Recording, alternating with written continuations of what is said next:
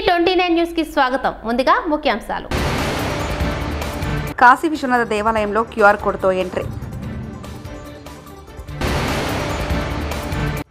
August నాటికి రైతులకు రుణమాఫీ బట్టి విక్రమార్క. వైసీపీ నేతలు టీడీపీతో కుమ్మక్కయ్యారు విజయసాయిరెడ్డి.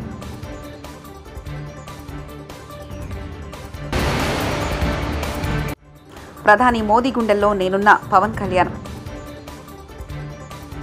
ప్రఖ్యాత కాశీ విశ్వనాథ ఆలయాన్ని దర్శించే యాత్రికులకు మరింత సులభతరంగా ఆలయ ప్రవేశానికి అధికారులు ఏర్పాటు చేస్తున్నారు. ఇందులో భాగంగా క్యూఆర్ కోడ్ ఆధారిత గుర్తింపు కార్డుతో ఆలయం ఆవరణలోకి కల్పించనున్నారు. వీఐపీ దర్శనము, ప్రోటోకాల్ దర్శనం కోసం వచ్చేవారికి ఈ పద్ధతిలో ఎంట్రీ కల్పించనున్నారు. గత మార్చి నుంచి అధికారులు, ఉద్యోగులకు మాత్రమే ఈ వెసులుబాటు కల్పించగా ఇప్పుడు సాధారణ యాత్రికులకు కూడా ఈ అవకాశాన్ని విస్తరిస్తున్నారు. జైలు నుంచి విడుదలయ్యాక జార్ఖండ్ ముఖ్యమంత్రి హేమంత్ సోరెన్ సోమవారం ఢిల్లీలో ప్రధాని నరేంద్ర మోదీని తొలిసారి కలిశారు.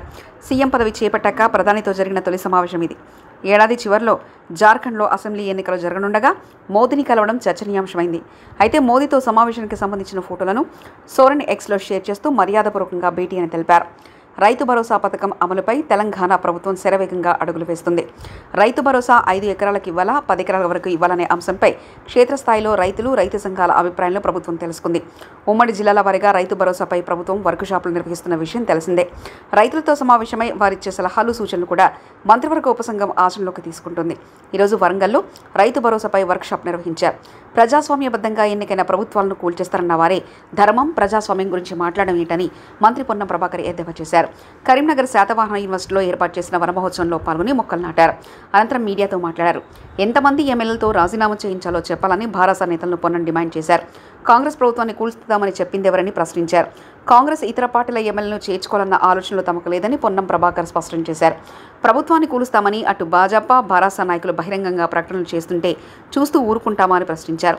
తాము ధర్మం తప్పడం లేదని రాజనీతి చేస్తున్నామని పొన్నం ప్రభాకర్ స్పష్టం చేశారు. ప్రభుత్వాన్ని నడుపుకునేటువంటి సామర్థ్యం గల, శక్తి గల వాళ్ళంగా ప్రభుత్వాన్ని నిలబెడతామని వస్తున్నటువంటి శాసనసభ్యులు తీసుకుంటున్నాం. నీతి తప్పతలేం, నీతి మీరు తప్పిర్రు. ప్రజలతో ఎన్నికైన ప్రభుత్వాన్ని కూలగొడతా అన్నది మీరు, ప్రభుత్వం నిలవదని చెప్పింది మీరు, ప్రభుత్వాన్ని కాపాడుతామని వస్తున్న శాసనసభ్యులు వాళ్ళు. అర్థం చేసుకోవాలి. ఇలా ప్రజలు కూడా అర్థం చేసుకోండి. మేము ఎప్పుడన్నా డిసెంబర్ 3 తర్వాత మేము ఎవరైనా శాసనసభ్యుని తీసుకోవడానికి ఎక్కడన్నా ప్రొవోక్ చేసినామా? గిచ్చి, రెచ్చగొట్టి, ప్రభుత్వాన్ని కూలగొడతామని భయపెట్టి, చీల్చే ప్రయత్నం చేసి, నెగోషియేషన్ చేసి ఇవాళ మళ్ళీ మీరు మాట్లాడుతారు రాజనీతి, నీతి ఉన్నదా, నీతి బాహ్యంగా మాట్లాడుతూ ఉన్నారు.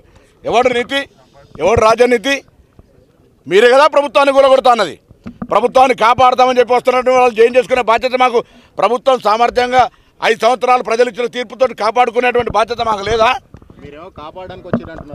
అరే వాళ్ళు వందానని నేను అడుగుతున్నా. ముందుగా అసలు మేము జైన్ చేసుకోవడానికి మేము బేసిక్గా ప్రిపేర్ లేం. కానీ మా ప్రభుత్వం కూలగొడతా అంటుంటే ఎవరికి కూలగొట్టేటువంటి సాధ్యం లేకుండా చేసుకునేటువంటి బాధ్యత మాకుందా లేదా? ఆస్తులు నిన్న చెప్పిన ముఖ్యమంత్రి గారు ఎక్ఎంఎల్ఏషన్కి ఏం తక్కువ ఉన్నది, ఎవరికి ఏం తక్కువ ఉన్నది? ఆస్తుల కోసం ఆనాడు మీరు చెప్తేనేమో ఒక నీతి, మేము చెప్తే ఒక నీతి. ఆనాడు మీరు రాజకీయ పునరేకీకరణ, లేకపోతే రాజకీయాల్లో ఇంకో మాట, మీరు ఒక లాంగ్వేజ్ డిక్షనరీలో మీరు ఒక చెప్పారు. మేము చెప్తా ఉన్నాం మా ప్రభుత్వాన్ని నిలబెట్టడానికి వస్తున్నామని. ఆనాడు మీరు చెప్పిన తప్పైతే ఎవరు తప్పనుకోండి, మాకేం బాధలే. కానీ మా ప్రభుత్వం ఎటువంటి ప్రలోభాలు లేకుండా ప్రభుత్వాన్ని నిలబెట్టాలి. ఈ ప్రభుత్వం ప్రజాస్వామికంగా ఎన్నికైంది, ప్రజాపాలన జరుగుతోంది. గతంలో మంత్రులు, ఎమ్మెల్యేలు కూడా కలిసి అవకాశం లేకుండా నేతృత్వంగా నడిచింది. ఇవాళ ప్రజాస్వామిక ప్రభుత్వం నడుస్తుంది. ప్రజలు కూడా మంత్రులను కలవగలిగే, ముఖ్యమంత్రిని కలవగలిగే, అధికారులను కలవగలిగే, విన్నవించుకునే విధంగా ఒక వ్యవస్థ నడుస్తూ ఉన్నప్పుడు ఆ శాసనసభ్యులు గెలిచిన తర్వాత కూడా పోయి కలిస్తే కలవలేనటువంటి పరిస్థితుల్లో అవమానం ఎదుర్కోలేక ఇక్కడికి వస్తాను. నేను వాళ్ళే అన్నారు కదా కూలగొడతాను. ఎవరు అన్నారు? అన్నారా లేదా? బీజేపీ వాళ్ళు, బీఆర్ఎస్ వాళ్ళు. ఈవెన్ మన గౌరవ పార్లమెంట్ సభ్యుడు ప్రభుత్వం కూలిపోతుందని ఇవాళ మాట్లాడితే, నీతి మాట్లాడితే ఎట్లా? నీతి ఉంటే అట్లా మాట్లాడతారా? ప్రభుత్వాన్ని కూలగొడతారా? ప్రభుత్వాన్ని కూలగొడతామంటారా? ప్రజాస్వామికంగా 65 కంఫర్టబుల్ మెంబర్సే కదా మాకు. మేము రాజకీయ నీతి చేస్తా ఉన్నాం. రాజ్యాంగం సంబంధించిన నీతి గురించి మాట్లాడితే దయ్యాలు వేదాలు వాళ్ళు ఇచ్చినట్టు అయితే కేటీఆర్ గారు ఆయన మాట్లాడితే ఎట్లా? శాసనసభ్యుని రాజీనామా చేయించకుండా మంత్రి చేసుకున్న వాళ్ళు మా మీద మాట్లాడే హక్కు ఎక్కడిది? కేంద్రంలో ఉన్నటువంటి వాళ్ళు కూడా ఇలా ఎంత రాజకీయమైనటువంటి విధ్వంసానికి వాళ్ళు రాజ్యాంగం గురించి మాట్లాడితే ఎట్లా? అసలు రాజ్యాంగం అనేటువంటి దానికి ప్రధానికి రాజ్యాంగానికి సంబంధించి వైసీపీ ప్రభుత్వ హయాంలో రోడ్డుపైకి రావాలంటే భయమేసే పరిస్థితి ఉండేదని డిప్యూటీ సీఎం పవన్ కళ్యాణ్ విమర్శించారు. గతంలో సోషల్ మీడియాలో పోస్టు పెట్టాలంటే భయం, ఇంట్లో వాళ్ళపై కూడా దుర్భాషలాడిన పరిస్థితి చూశాం. 5 కోట్ల మంది ఒకటే అరాచక ప్రభుత్వాన్ని బుద్ధి చెప్పారు. ప్రధాని మోదీ గుండెల్లో నేనున్నా, ఆయన పక్కన నిల్చొని ఫోటో దిగాల్సిన అవసరం లేదు అంటూ పవన్ తెలిపారు. నేను ఎక్కడ కూడా ఎలక్షన్ టైంలో నేను ఉప ముఖ్యమంత్రి అవుతానని కానీ అసలు ఏమీ నేను మాట్లాడలేదు, దాని గురించి చెప్పలే. పదవులు ఉన్నా లేకపోయినా పని చేద్దాం, ప్రజల కోసం పనిచేద్దాం, నిలబడదాం, ఈ తప్పని తప్ప వేరే ఆలోచన లేదు. అలాంటి మనకి ఈరోజున మన ప్రభుత్వంలో భాగస్వామ్యం అవటం మనందరికీ కూడా చాలా పెద్ద బాధ్యత. మనం ఈ 21 మందిని కూడా మన ఎమ్మెల్యేలు కానీ మిమ్మల్ని కానీ కలవడానికి ఎందుకు ఇంత టైం పట్టింది అని అంటే, నేను ఎప్పుడు అధికారం నేను చూడలేదు, ఎమ్మెల్యేగా అడుగు పెట్టాల, అధికారం ఎప్పుడు చూడలే. ప్రజలతో పోరాటం చేసుకుంటూ వెళ్ళిపోయాను తప్ప ఎక్కడ కూడా అధికారం ఎలా ఉంటుంది, దాని తాలూ కష్ట నష్టాలు ఏంటి, దాని లోతుపాతు ఏంటి మనకి ఎప్పుడు తెలియదు. అసలు నాకు బాధ్యత తీసుకోగానే చాలా కీలకమైన శాఖలు మనం తీసుకున్నాం. సివిల్ సప్లైస్, అలాగే సినిమాటోగ్రఫీ, టూరిజం, దాంతోపాటు పర్యావరణం, అటవీ శాఖ, అలాగే పొల్యూషన్ శాఖ, పంచాయతీరాజ్, రూరల్ వాటర్ సప్లై, ఇన్ని కీలకమైన శాఖలు తీసుకున్నప్పుడు నాకు ఒకటే అనిపించింది, చాలా అవగాహన ఉండాలి. ప్రత్యేకించి శాఖలు కూడా నేను అందరూ అనుకోవచ్చు ఎందుకు పెట్టుకున్నాను నేను ఈ శాఖలన్నీ అంటే, ఇది నా మీద చాలా బాధ్యత ఉంది. పదే మాట్లాడాను నేను. కొంత దాన్ని సంపూర్ణంగా కొంత ఒక విధి విధానాలు ఏర్పరిచిన తర్వాత సరైన సమయంలో బాధ్యతల నుంచి కూడా తప్పుకుంటాను, ఇంకెవరికైనా కూడా అప్పగించేస్తాను. కాకపోతే అది చేసే ముందు ఖచ్చితంగా విధి విధానాల మీద చాలా బలమైన ఒక విధి విధానాలు బలంగా ఏర్పరిచి ఆ బాధ్యతలు అప్పుడు చెప్తాను. అలాగే మనందరి మీద కూడా 5 సంవత్సరాల కాలం గిరుని తిరిగిపోతుంది, ఎక్కువ సమయం పట్టదు. అలాగే మన ఎమ్మెల్యేలందరికీ కూడా, పోటీ చేయని చోట్ల కూడా మన నాయకులందరికీ కూడా ఇది భవిష్యత్తు ఉన్న పార్టీ. అది మరి ఎంత బలంగా మనం చేయకపోతే దేశం మొత్తం మన వైపు చూసేలా చేసింది. దేశం మొత్తం ఈ రోజున ఎవరన్నా సరే దేశం మొత్తం మీద ఢిల్లీలో ఎక్కడికి వెళ్ళినా నన్ను పదే పిలిచి గౌరవిస్తున్నారంటే అది మీ అందరూ చేసిన కష్ట ఫలితం. అది నేను ఒక్కడిని చేశానని కానీ, నేను ముందు నడిపించానేమో కానీ, నాతో పాటు నడవడానికి మీరందరూ ఉండి 21 మంది మనకి సభ్యుల్ని, 2 పార్లమెంట్ సభ్యుల్ని గెలిపించుకొని తీసుకెళ్ళటం ఆషామాషే విషయం కాదు. మన ఉదయ్ గారు కానీ, బాలశౌరి గారు కానీ మనం అడుగుతున్నారు నెక్స్ట్ పార్లమెంట్ సెషన్స్ ఉన్నాయి, ఏం మాట్లాడాలి అంటే ఉదయ్ గారు కూడా చెప్పారు, మీరు ముందు అవగాహన చేసుకోండి. కొందరు వైసీపీ నేతలు టీడీపీతో కుమ్మక్కారని రాజ్యసభ సభ్యుడు విజయసాయిరెడ్డి అన్నారు. వైసీపీ నేతలే తనపై తప్పుడు ఆరోపణలు చేశారని, ఒక ఆదివాసీతో తనకు సంబంధాలున్నాయని నిరాధారమైన విమర్శలు చేశారని మండిపడ్డారు. ఆదివాసీ మహిళకు ద్రోహం చేసేలా వ్యవహరిస్తున్నారన్నారు. తనకు వ్యతిరేకంగా అనైతికంగా కొన్ని మీడియా ఛానళ్లు దుష్ప్రచారం చేశాయని, చట్టానికి లోబై వాటిపై చర్యలు తీసుకుంటామన్నారు. కాన్ఫిడెన్షియల్గా ఎంక్వైరీ చేయాల్సినటువంటి ఒక అధికారి దాన్ని మీడియాకి ఎలా ఇస్తాడు?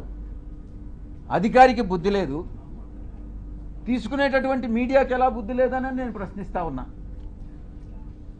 నిజానిజాలు ఒకవేళ తీసుకున్నారు, నిజానిజాలు అన్నటువంటివి తెలుసుకోకుండా విచక్షణారహితంగా ఉద్దేశపూర్వకంగా బహిర్గతం చేయడంలో కుట్రలో ఒక భాగంగా మీరు ఇలాంటివి టెలికాస్ట్ చేస్తారా అని నేను ప్రశ్నిస్తా ఉన్నా. ఈ యొక్క మీడియా ఒక సెక్షన్ ఆఫ్ మీడియాలో ఇవి ప్రసారం చేయనటువంటివి 4 ఛానల్స్. TV9 ప్రసారం చేయలేదు, 10 TV ప్రసారం చేయలేదు, సాక్షి ప్రసారం చేయలేదు, NTV ప్రసారం చేయలేదు. మిగతా అన్ని ఛానల్స్ ఏదో ఒక రకంగా ప్రసారం చేసినటువంటివే. మీరు ఒక్కసారి చూస్తే ఈ ఛానల్స్ అన్నీ కూడా ఒక సామాజిక వర్గానికి చెంది వెస్టెడ్ ఇంట్రెస్ట్ ఉన్నటువంటి ఛానల్స్ అన్నటువంటిది మీరు అర్థం చేసుకోవచ్చు. ఎవరు టెలికాస్ట్ చేశారన్నటువంటిది కూడా కానీ మీరు ఇంకా కొంచెం లోతుల్లో కానీ వెళితే ఆ యాంకర్స్ కూడా అదే సామాజిక వర్గానికి చెందినటువంటి వాళ్ళు అన్నటువంటిది చాలా స్పష్టంగా తెలుస్తూ ఉంది. ఇంకా ముందుకు రావాలి, ఇంకా ముందు విషయాలు ఉన్నాయి. ఒక వ్యక్తి చేసినటువంటి ఆరోపణలను దృష్టిలో పెట్టుకుని ఒక మహిళ క్యారెక్టర్ మీద దెబ్బతీస్తారా? ఒక మహిళ క్యారెక్టర్ మీద దాడి చేస్తారా? ఆ స్థానంలో నేను ఒక్కటే అడుగుతున్నా, ఒరేయ్ వంశీ, నీకు అమ్మ లేదా? నీకు అక్క లేదా? నీకు అమ్మ చెల్లెలు అక్క చెల్లెలకి తేడా తెలియదా? మీ అమ్మ మీద, మీ అక్క మీద, మీ చెల్లెల మీద ఎవరైనా ఇటువంటి ఆరోపణలు చేస్తే నువ్వు నిజంగా మనిషి అయి పుట్టి నీకు చీము నెత్తురుగా ఉంటే నువ్వు గమ్ముగా ఉంటావా అని నేను ప్రశ్నిస్తా ఉన్నా. వీడు డెఫినెట్గా సమాధానం చెప్పాలి ఈ విషయానికి. ఈ మారెళ్ల వంశీ అని అనేటటువంటి వాడు, ఆంధ్రజ్యోతి వెంకటకృష్ణ, టీవీ5 సాంబడు, వాళ్ళ పుట్టుక మీదనే నాకు అనుమానం ఉంది. నేను ఈరోజు చెప్తా ఉన్నా పత్రికాముఖంగా, ఒరేయ్ మీ పుట్టుక మీదనే నాకు అనుమానాలు ఉన్నాయిరా. మీ తల్లిదండ్రులకి ఎవరైనా DNA టెస్ట్ చేయించండి, మీరు కరెక్ట్గా పుట్టారా లేదా అని మిమ్మల్ని అడిగితే మీరు బాధపడతారా లేదా అన్నటువంటి విషయాన్ని ఒక్కసారి మీరు మిమ్మల్ని మీ మనస్సాక్షిని ప్రశ్నించుకోండిరా. వరంగల్ జిల్లా వర్ధన్నపేట మండలం ఇల్లందులో రియల్ ఎస్టేట్ వ్యాపారులు రెచ్చిపోతున్నారు. రైతు భూమిని కబ్జా చేసి అందులో ఎలాంటి అనుమతి లేకుండా నిర్మాణాలు చేపడుతూ ధనార్జన ధ్యేయంగా పనిచేస్తున్నారు. తమను ఇబ్బంది పెడుతున్నారని బాధిత రైతు మీడియా ముందు వాపోయారు. 20 సంవత్సరాల క్రితం 3 ఎకరాల 2 గుంటల స్థలం కొనుగోలు చేసినట్లు, దీనికి దారి కూడా ఉన్నట్లు తెలిపారు. రైతు పొలానికి పోకుండా గంటన్నర స్థలాన్ని కబ్జా చేసి ఇబ్బందులకు గురి చేస్తున్నారని బాధిత రైతు రామబ్రహ్మచారి వాపోయారు. రియల్ ఎస్టేట్ వ్యాపారులపై చర్యలు తీసుకుని బాధిత రైతుకు తమకు న్యాయం చేయాలని గ్రామస్తులు, బాధిత రైతులు జిల్లా కలెక్టర్, జిల్లా పోలీసులు అధికారులని కోరుతున్నారు. నా పేరు చంద్రమౌళి, ప్రజా పార్టీ రాష్ట్ర అధ్యక్షుడిని. ఒక పక్క రాష్ట్ర ప్రభుత్వం వ్యవసాయ భూములలో వెంచర్లు వేయొద్దు అన్నా కూడా వరంగల్ జిల్లా వర్ధన్నపేట మండలం ఇల్లంద గ్రామంలో వెంచర్లు వేస్తూ ఒక పేదవారి యొక్క భూమిని 3 ఎకరాల 2 ఎకరాల 3 గుంటల భూమిని, దానికి దారి ఉంటే ఆ దారిని వాళ్ళు అక్రమంగా ఆకట్టుకొని దారి లేకుండా చేసి వాళ్ళను నానా ఇబ్బందులు పెడుతుంటే ఆ ఫిర్యాదుదారులు జిల్లా కలెక్టర్ గారిని, తహసీల్దార్ని, ఎంపీడీఓ గారిని, గ్రామ కార్యదర్శి గారిని అందరినీ సంప్రదించినప్పటికీ వాళ్ళకు న్యాయం జరగడం లేదు. పత్రిక ప్రకటనలో మేము ఈ స్థలానికి వచ్చి చూడడం వల్ల దారి ఉన్నప్పటికీ ఆ దారి నుండి వాళ్ళ రైతులకు పోకుండా అడ్డగించి దానికి మొత్తం కంప్లీట్గా చుట్టూ కాంపౌండ్ తిప్పడం వల్ల ఆ రైతు దానికి పోలేని పరిస్థితిలో ఉన్నాయి. కాబట్టి ఒక పక్క ప్రభుత్వం వ్యవసాయ భూములను వెంచర్ చేయొద్దని చెప్పినప్పటికీ కూడా ఈ వెంచర్కు ఎలాంటి అనుమతులు లేకుండా కూడా ప్లాట్లు చేయడం వల్ల అది రైతులకు ఇక్కడ అన్యాయం జరుగుతుంది. కాబట్టి తక్షణమే ఉన్నతాధికారులు చర్య తీసుకొని న్యాయం చేయాలని మేము ప్రభుత్వం తరఫున డిమాండ్ చేస్తూ ఉన్నాం. నా పేరు రామబ్రహ్మచారి, మా నాన్నగారి పేరు రాజనర్సయ్య. మేము ఉండేది ఇల్లంద గ్రామం, వర్ధన్నపేట మండలం, వరంగల్ జిల్లా. మా నాన్నగారు 2003లో అంటే దాదాపు 20 సంవత్సరాల క్రితం ఇక్కడ 3 ఎకరాల భూమిని కొనుగోలు చేసిళ్ళు. దానికి దారి కూడా ఉన్నది. 20 సంవత్సరాల నుంచి మేము వాడుతూ ఉన్నాం. దానిని ఇప్పుడు టీఎస్ గ్రూప్ అనే వెంచర్ వాళ్ళు, వాటి ఓనర్లు వచ్చేసి చంద్రశేఖర్, శ్రీనివాసులు మాది ఉన్న దారిని కబ్జా చేసి దాన్ని వెంచర్లో కలుపుకొని ప్లాట్స్ చేసి మమ్మల్ని, మా చెల్లెలకు దారి పోకుండా ఇబ్బందులకు గురి చేస్తూ ఉన్నారు. దీనిపై మేము గ్రామ కార్యదర్శికి మరియు కలెక్టర్ మేడం కూడా ఫిర్యాదు చేయడం జరిగింది. ఇప్పటివరకు మాకు ఎటువంటి న్యాయం జరగలేదు.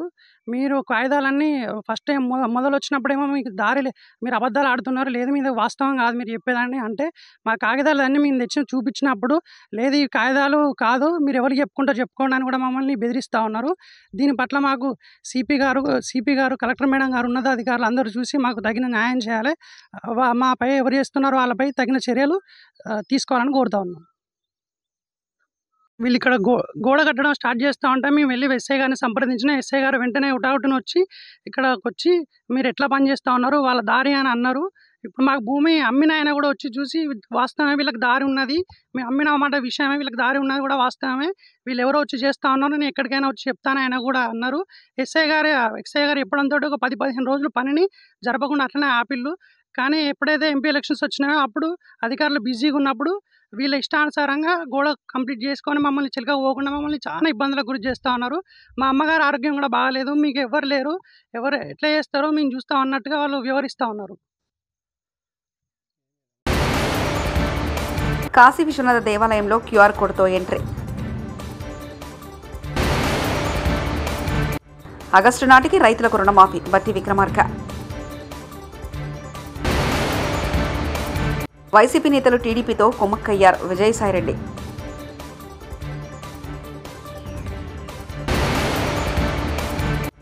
ప్రధాని మోదీ గుండెల్లో నేనున్న పవన్ కళ్యాణ్. T29 న్యూస్ ఇంతటితో సమాప్తం. చూస్తూనే ఉండండి T29 న్యూస్.